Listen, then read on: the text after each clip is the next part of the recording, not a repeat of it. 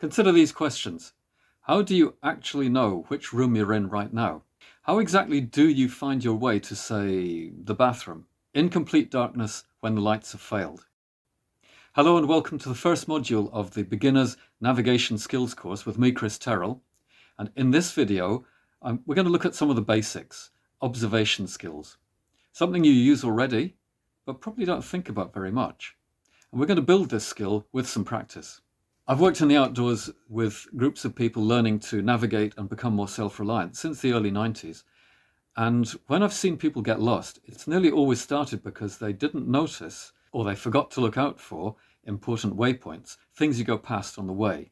Then they took a wrong turn or went too far past their destination. By paying attention to the waypoints, you can reduce your chances of getting lost and you can increase the confidence you can have in working out where you are and where you're going. And that's without even getting into using maps and compasses. How did you answer the questions I asked at the beginning? What specific clues do you use to work out your location? And what would be the things that you'd go past on the way to the bathroom in complete darkness? Let me know in the comments below. Now, the observation skills you use to find your way around your most familiar places are exactly the same things you're going to need if you go into an unfamiliar environment or different place. It might be a new workplace, new school, college, that sort of thing. Or it might be further afield into the countryside, into the hills. You need to tune up your observation skills and your memory and look out for new kinds of waypoints and maybe even new types of clues. So let's do this in a practical way. You'll need a pen or a pencil and a piece of paper. Think about a route that you would normally take to a very familiar place locally.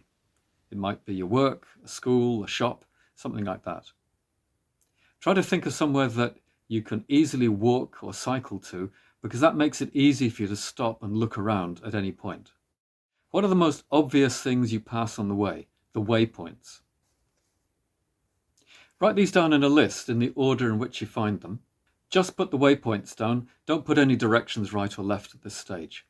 Leave a bit of space between each one because you're going to add to these. And if you can't remember all of them, then just write down what you can remember, but leave plenty of space. And if you can, try and keep it to one side of paper because that'll make it easier to use. So you should end up with a list of waypoints that you can easily use as a checklist. That way you'll know what progress you're making and that you're on the right route. Which waypoint would tell you that you're halfway there? Put a mark against it. And add one extra one that's after your destination that would warn you that you've gone too far, you need to stop and turn back. So after you finish watching this video, what I'd like you to do is to take your list and go and walk or cycle that route and check off each of the waypoints as you get to them. Look carefully to see what other waypoints you can add in between and add them to your list to make a more full, complete list that even a stranger could follow. Then add the right, left, straight ahead directions as required. On the way back, use the list in reverse and check off the waypoints again as you come across them. Why am I asking you to do that? This is to practice using waypoints intentionally. It's something which is very easy to forget to do, especially if you get distracted. So like with building any skill, we're going to practice it consciously.